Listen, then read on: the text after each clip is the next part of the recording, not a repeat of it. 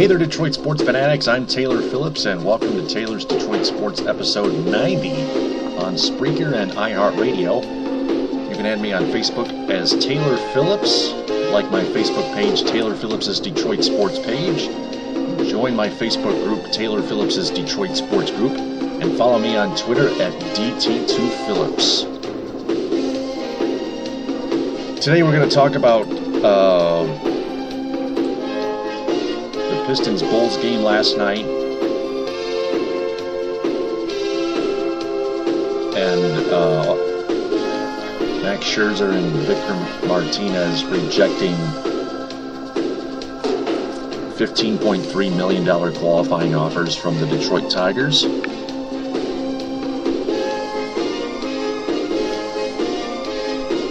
I'm also going to talk about Red Wing fans hating the shootout and wanting it gone just because the Red Wings aren't winning in it. And I'm going to catch up on some Lions news as well after their 20-16 win over the Miami Dolphins at Ford Field.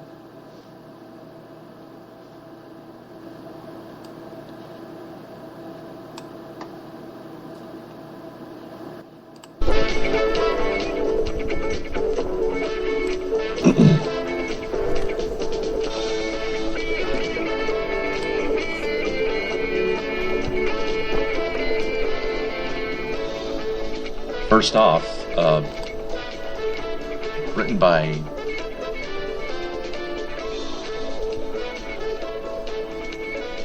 Gary Deneen from NBA Entertainment.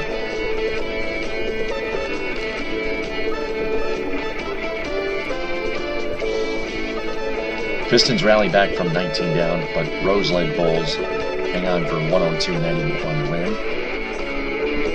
It's Derrick Rose. From Chicago, Stan Van Gundy, head coach and president of basketball operations of the Detroit Pistons, called a timeout late in the second quarter with the Pistons down 12 points. He called another 13 seconds later with the deficit at 14, expanded by a fast break dunk by 34-year-old Pau Gasol, no less. He's a big guy. And athletic, too.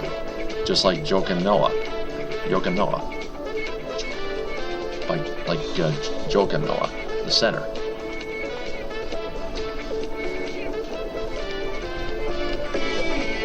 Van Gundy said, quote, "We were down 12.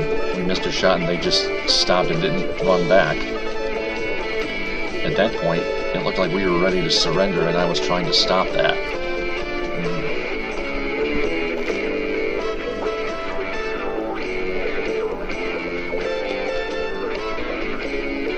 Unquote. He got that much accomplished. The Pistons fell 19 points down in the final minute of the first half, but erased all but 2 points of that deficit as the game slid under 3 minutes. In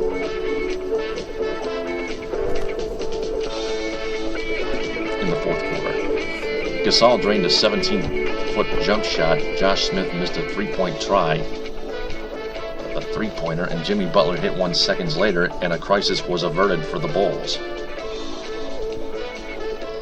What the Pistons do with their comeback remains to be seen. Van Gundy might have tactfully pointed out their lack of concentration and effort at halftime, and the Pistons responded well.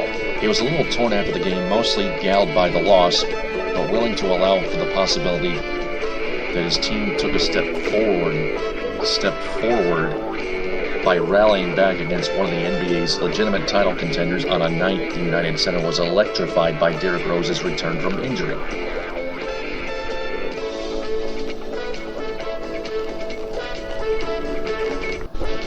Van Gundy added, quote, I thought that the second half tonight was by and large a positive, no question about it.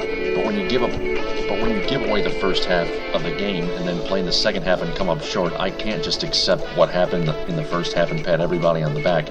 That's not what you do as a coach.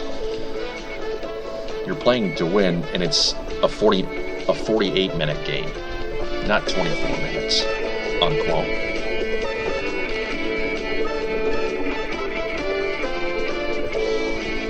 The Bulls scored 60 first-half points,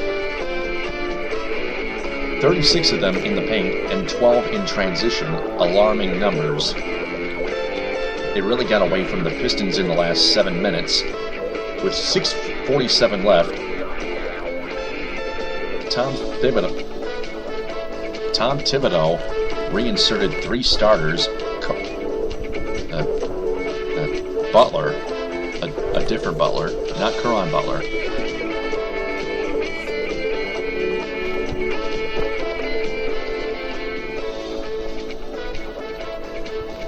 Tom Thibodeau, their head coach, the Bulls head coach, Jimmy Butler, Joakim Noah, and Mike Dunleavy. And 27 seconds later, he waved Pau Gasol back on. The Pistons went from down 5 to down 16, and it was an 18-4 run before Smith's triple with a second left. Greg Monroe, who put up 16 points and 10 boards to create a double-double, said, quote, after the game, quote, "I think we just lost focus defensively. We let our offense dictate our defense during that stretch. Some shots didn't fall, and I think we let that carry over to the defensive end." Unquote. DJ Augustine said, quote, DJ Augustine, who scored 16 points in 21 minutes to lead a strong night for Van Gundy's 3-man bench of Augustine, Caron Butler, who finished with 9 points, and Kyle Singler with 9, said, quote, "Coach talked to us at halftime and said we need to pick it up. Every time they scored, we kind of held our heads down. We've got to just come back and fight. And that's what we didn't do in the first half," unquote.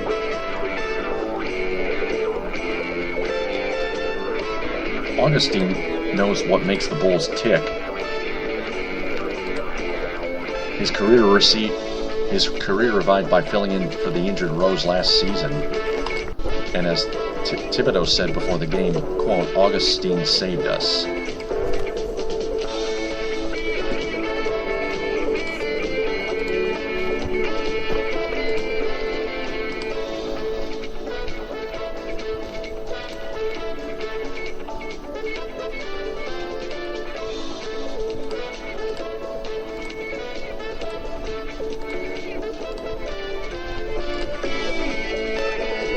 Augustine added, quote, "They just play hard the whole game. They execute, they run their plays, they never get rattled, and they come out at the beginning of the game ready to play. For us to be in the game with them at the end, that was a good test for us. They're one of the best teams in the East, and we can build off that," unquote. Monroe thinks the Pistons are getting close to emulating the Bulls, as Van Gundy said they should.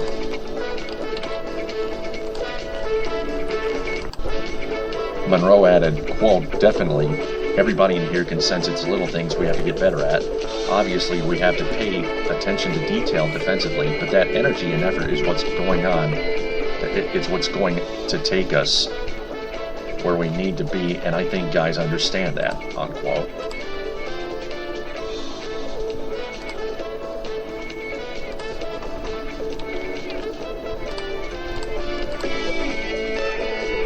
Van Gundy used Monroe, Smith, and Andre Drummond more extensively as a unit, perhaps initiated by the length of Chicago's front court, but carried out by their sustained good play. Smith finished with 19 points, 11 rebounds, 4 assists, and 3 blocked shots. That's another double-double for the Pistons in a losing cause. When Van Gundy was asked about the missed three-pointer that came with the Pistons down by 4 points, he came to Smith's defense. Van Gundy added, quote, "I'm not going to get into that. I thought Josh played a terrific basketball game. He played really, really hard." Yeah, getting that double-double. Yeah. I thought he competed very well in the second half. I thought the third quarter was the best quarter he's played the entire year, unquote. Against the Bulls, a good half or a good quarter are rarely enough.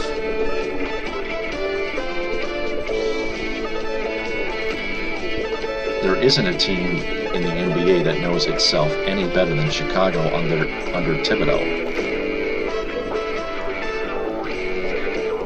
Monroe also said, quote, "That's a group that's been together for a while. They make deep playoff runs. Everybody knows what they have to do. When you're together for years like that and you've been through so much together, you understand what it takes to win close games like that," unquote. The Pistons know they're capable of standing toe-to-toe with the Bulls and teams like them for stretches. Can they use their second-half comeback when circumstances were stacked against them to learn to be able to do it for full games? Monroe added, quote, "We know what we're capable of, and now we just have to do it for a full game. 48 minutes.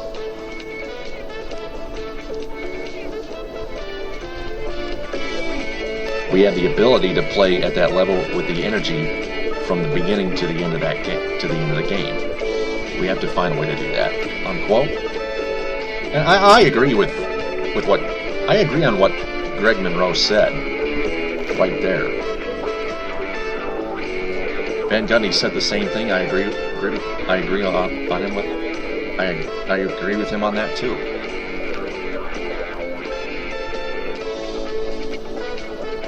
I agree with him on that. Yeah, you can't play a terrible first half like that and come back in the second half at any circumstance, because chances are, if you're the Detroit Pistons right now, you're still going to fall short. It's going to prove you costly.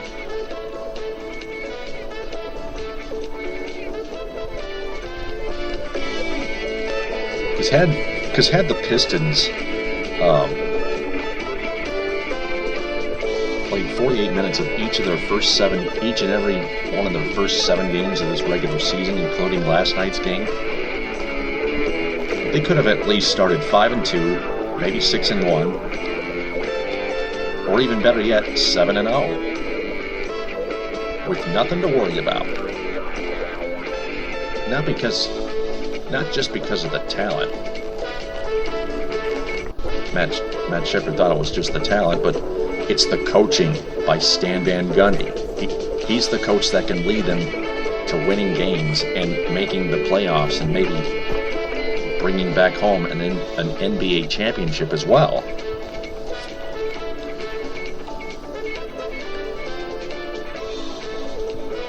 And I also agree with Stan Van Gundy on another point. Josh Smith did play well. He finished with a double-double of 19 points, 11 rebounds, 4 assists, and 3 blocked shots. And from my total point of view, from my total standpoint, Josh Smith seems to be improving.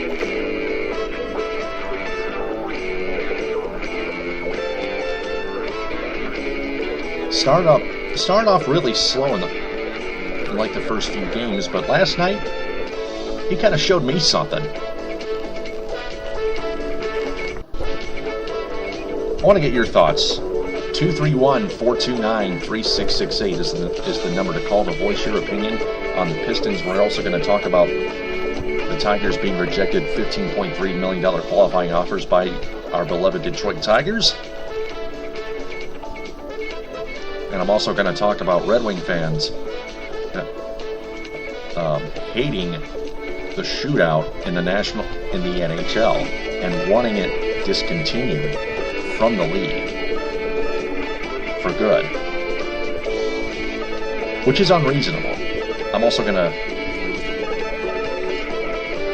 catch up on some Lions news, a couple injuries, Larry Warford and Adrian Waddle being out.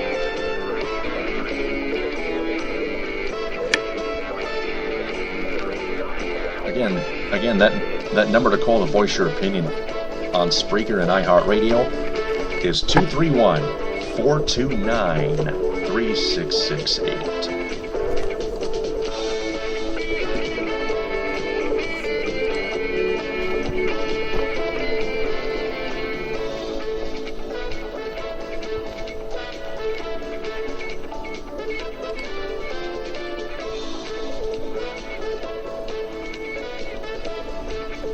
So another losing streak created by the Pistons after winning 2 of their first 4 home games.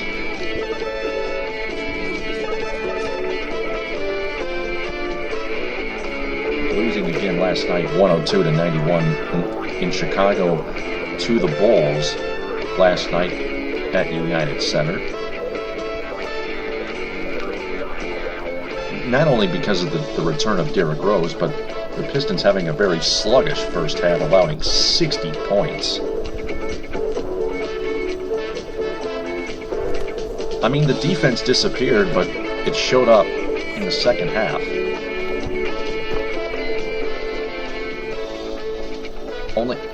Only allowing 42 points in that second half, compared to the 60 points allowed in the first half.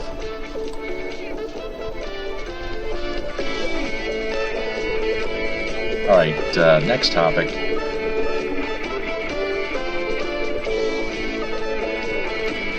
This is another thing that concerns me. I heard yesterday that Victor Martinez and Max Scherzer, each of them, declined a qualifying offer worth $15.3 million each, extended by our beloved Detroit Tigers in baseball news, in Major League Baseball news, that is.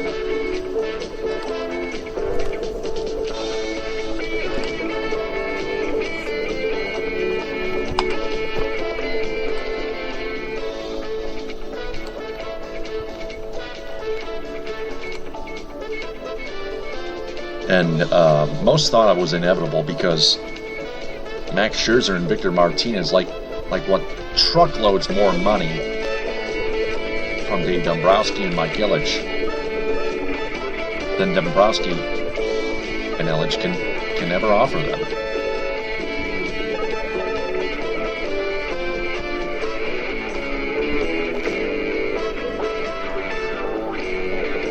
So apparently,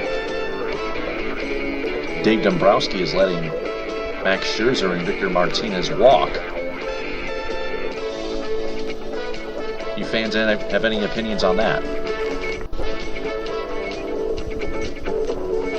Call in or text at 231-429-3668 for your opinion. That's 231-429-3668. I still can't believe Max Scherzer and Victor Martinez decided not to stay with the Tigers. I want you here. What's your problem there, pal? Can't a guy get a bit of sleep? Don't bug me.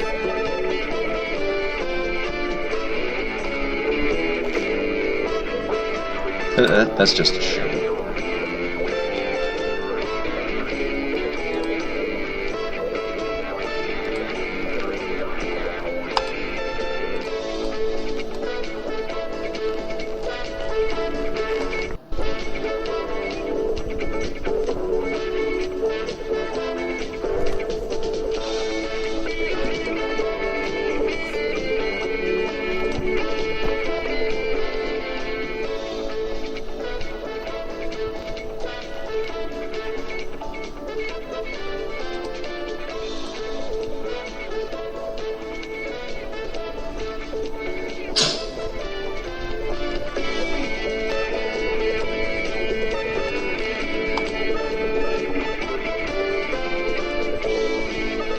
So, earlier before the 2014 Major League Baseball season,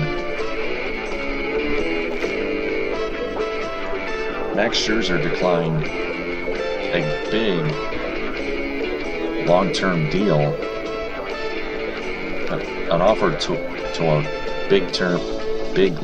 big money long-term deal worth about $122 million by the Tigers.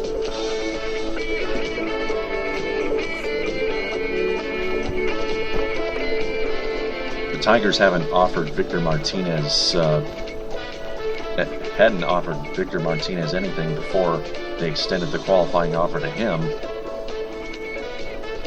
And that really set Victor off. And I can't blame Victor. They would have set off Max Scherzer as well. I don't blame him either.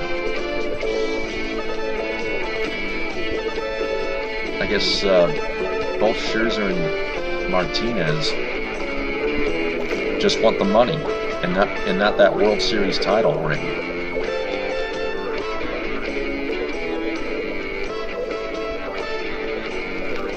And that really hurts. It's a sin. One of the 7 deadly sins. Greed.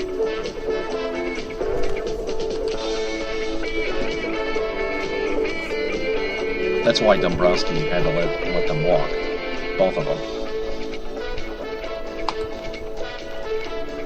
That's all I can say to that. Moving on. The Red Wings are now 0-3 in the shootout. They lost their second. They lost their third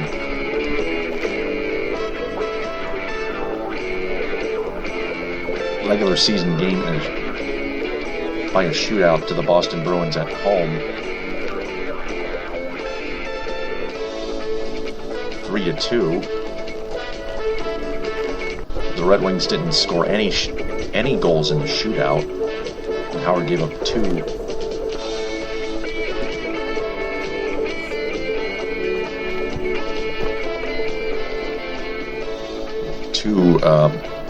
Goals.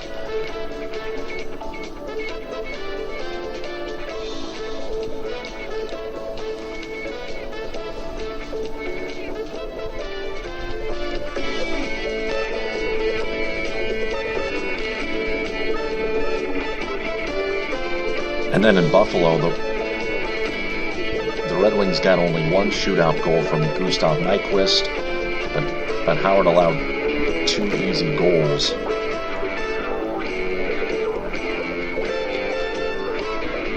Simply by standing there in his crease, not even trying to make the save. Buffalo won that shootout 2-1. And then the third shootout, just this previous Sunday at the Joe against the Tampa Bay Lightning, Ryan Callahan scored the only shootout goal. The other shooter that Howard had to face missed a shot badly. And all 3 Red Wings shooters shot it right at Ben Bishop, the goaltender of the Tampa Bay Lightning. And the Lightning won the game in a shootout, 4-3, shootout 1-0. So now, as Red Wing fans know, this team is 0-3 in the shootout thus far. It's as if they can't do anything right to win the shootout. To win a shootout.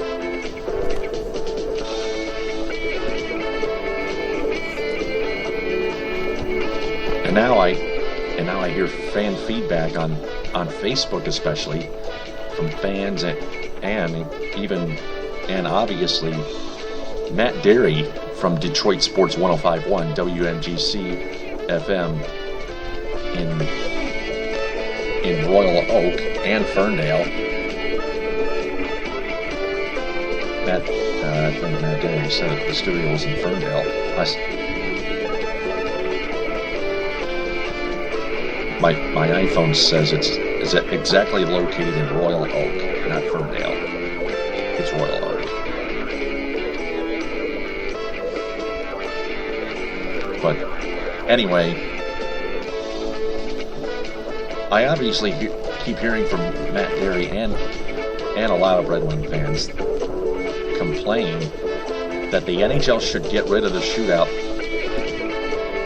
And I understand that they want it gone too. Wait, take that. Wait, I take that back. I actually don't. Just because I don't understand why any Red Wing fan or media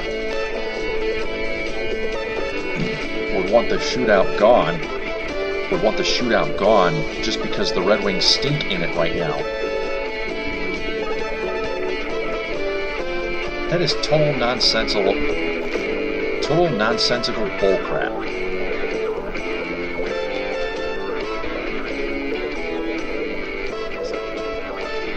That is sissy talk. I love the shootout, and it's not going anywhere, ever. The Wings can easily improve in the shootout from both ends of the rink. They can't just play like cowards and overthink about what to do. Their decision-making in the shootout is atrocious. Every other team in this league is good at it, and I love seeing the shootout on TV, regardless whether the Wings play or not, because it's exciting. It's entertaining. There's nothing wrong with a shootout. But for anyone to hate the shootout and protest it should be gone or discontinued just because one particular team, as their favorite especially, isn't doing that great is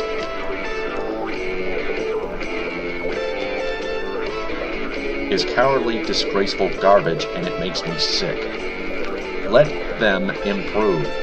Let that team improve. Let the Wings improve especially. The Wings have the talent to do so.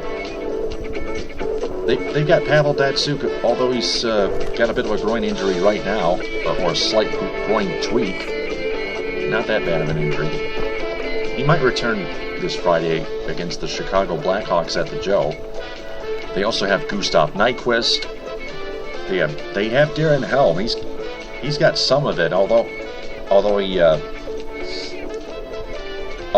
let the puck slip away a little bit and had to catch up to it. There's too much speed. Take it a little slow there, Darren Helm. That's all you gotta do. They got Henrik Zetterberg. What happened to his Swedish Peter Forsberg move?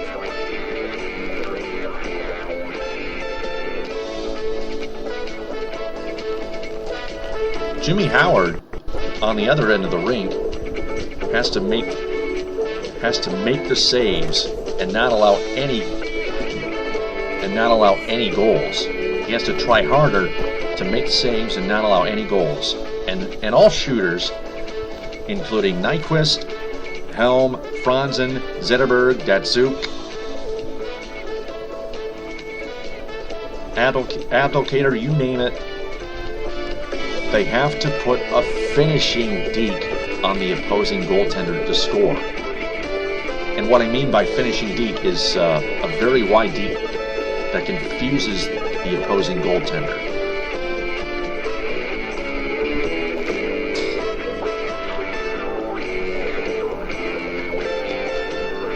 And if the first finishing deke doesn't fool the goaltender, make a second one.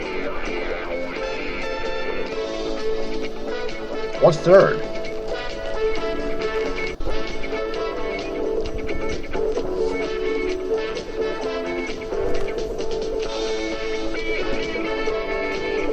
Brian Callahan of the Tampa Bay Lightning showed the Red Wing shooters how it's done. He re-taught them that way. Put it this way. Look, I'm a bigger Red Wing fan and a bigger hockey fan than that. Than that kind of excuse. I stick with hockey and I stick with the shootout because I love it, even through the day I die.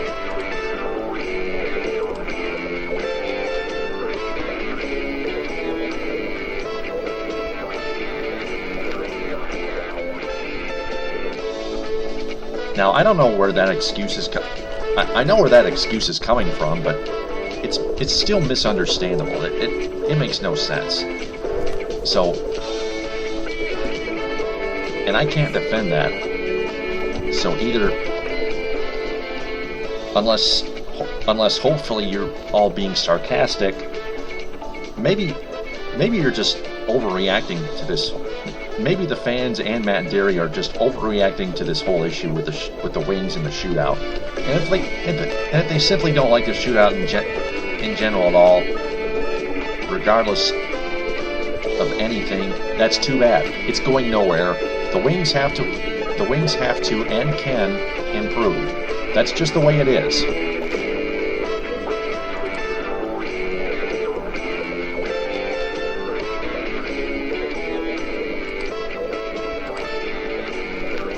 That's about all I have to say to that.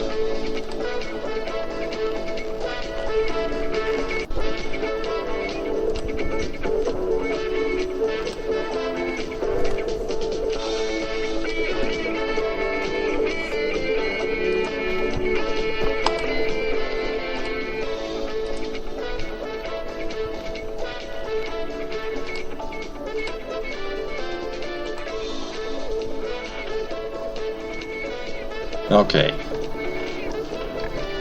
Let's get to some Lions news, huh?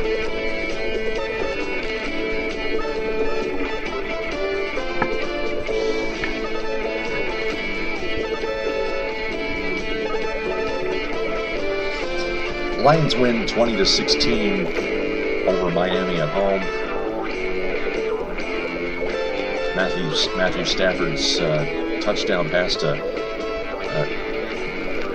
craving Theo Riddick won it in the final seconds.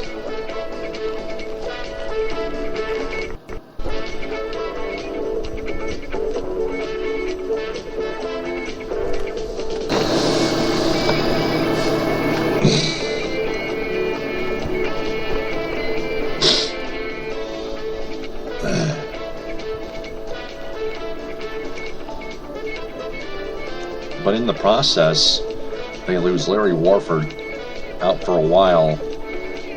for a bit, according to head coach Jim Caldwell, with a knee injury.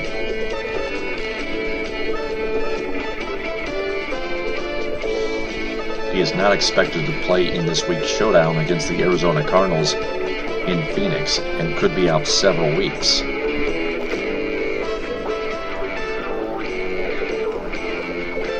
See, Jim Caldwell says Caldwell says he's not sure whether Warford will be able to return this season.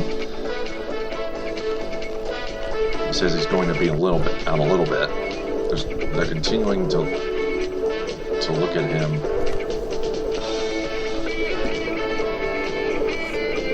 And kind of see where they are, the Lions. But hopefully young guys heal fast, so they'll see. We'll see as well. Quote unquote.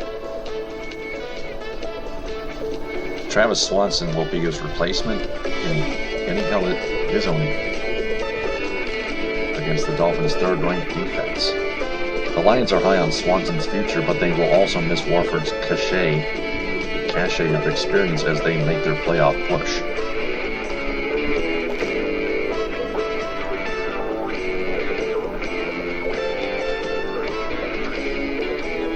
They also lost right tackle Adrian Waddle on offense, though that injury appears to be less foreboding.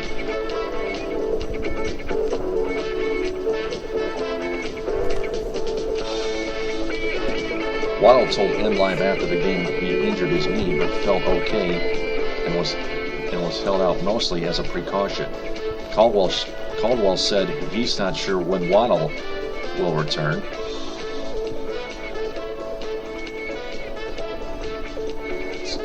So there's nothing at all about the injury.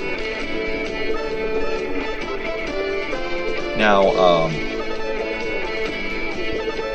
their next opponent, the Cardinals, lost their star quarterback Carson Palmer for the rest of the season with a torn ACL. which is huge. Very key, which means the Lions could actually take advantage of that.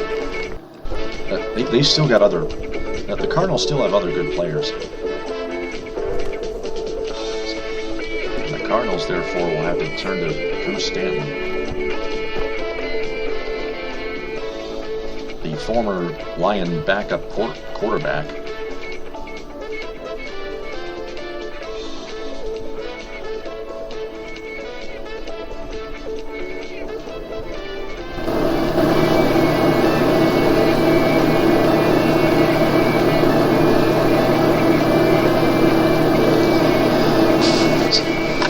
Well, for example, John Brown, part of a historic wide receiver class, written by Jillian Van Straat of MLive.com. By the numbers, Arizona 16, the number of consecutive field goals Arizona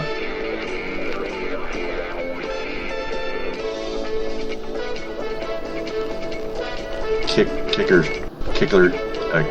Chandler Catanzaro had made before missing a 53-yarder wide right this past Sunday. It wasn't just his first miss of the season, it was the first miss of Catanzaro's NFL career. Field goal attempts from that distance are very tough sometimes in the NFL. The undrafted rookie free agent out of Clemson beat out veteran Jay Feely in training camp. He's 17 of 8 for his first 8 games without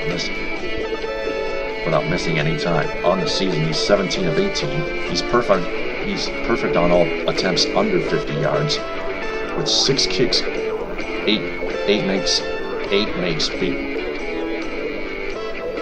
makes beyond 40 yards. His longest was a 51-yarder against the 49ers.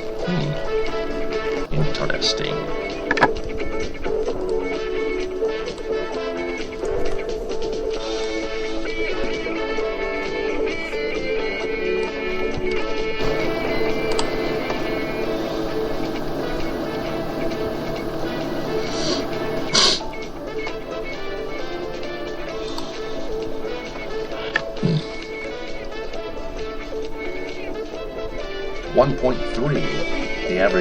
The average yards per carry the Cardinals averaged in their 31-14 win over the Rams this past Sunday.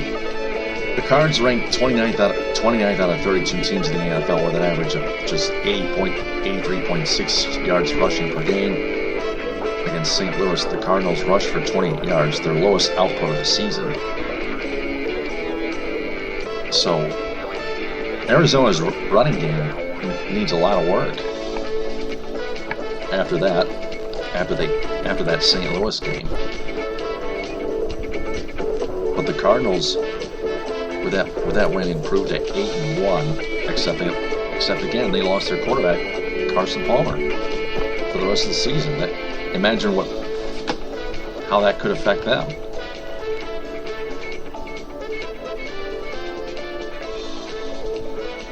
The Cardinals have 7 rookie wide receivers this season.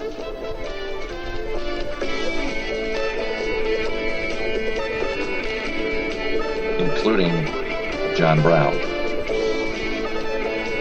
And plus 12 is the turnover margin for the Cardinals.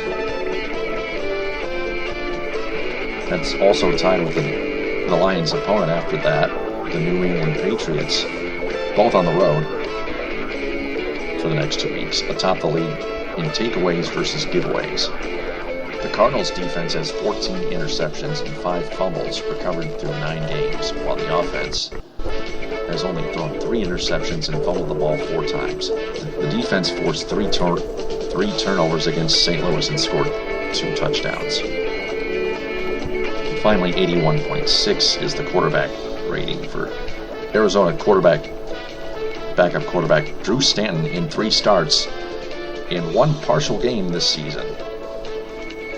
Stanton started 3 games for an injured Carson Palmer in weeks 2 through 5. He went 2-1 in those games with 2 touchdowns and no interceptions. And that's not bad at all. this past Sunday against the Rams when Palmer went down with his torn ACL. Stanton completed just 3 of 5 passes for 85 yards and a touchdown. He has yet to throw an interception this season, but has struggled with completion percentage, averaging just 49.5% completion with 93 attempts.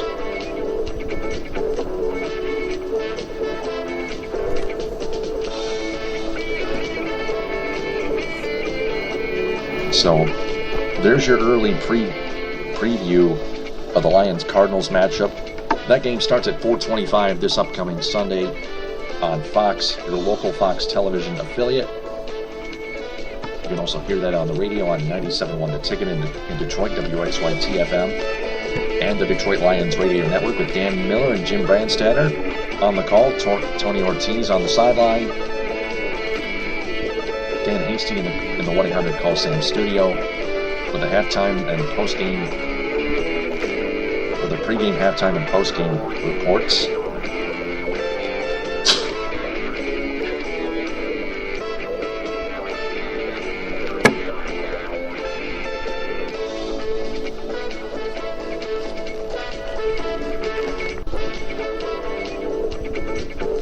So that's going to do it for Taylor's Detroit Sports episode 90.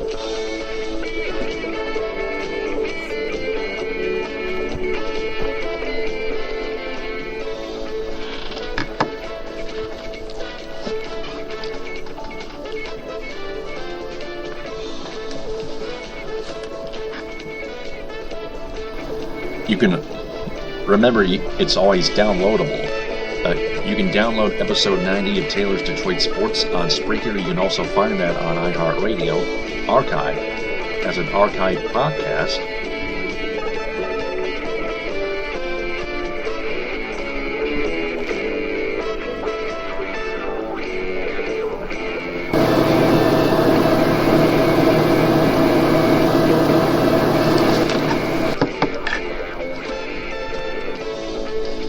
And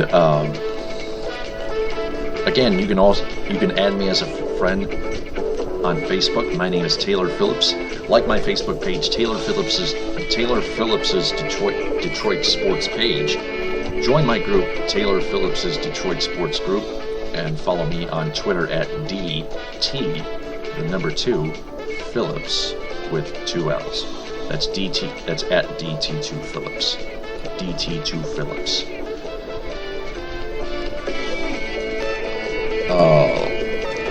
What's next for the Pistons here? Before I sign off,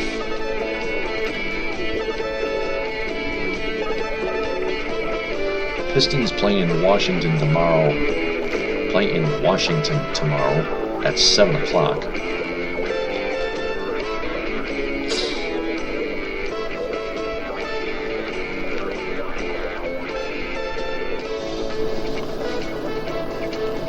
Then they have Thursday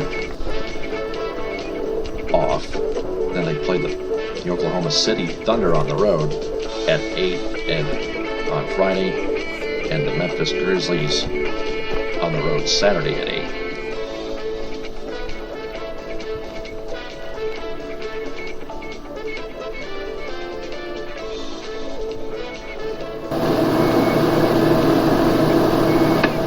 So that's going to do it for... So that's going to wrap things up. I will... the Thursday is a day off for all Detroit sports teams, so I will broadcast a podcast of Taylor's Detroit Sports episode 91 on Spreaker. On Thursday sometime. Until then, TTFN, ta-ta for now, and thanks for listening.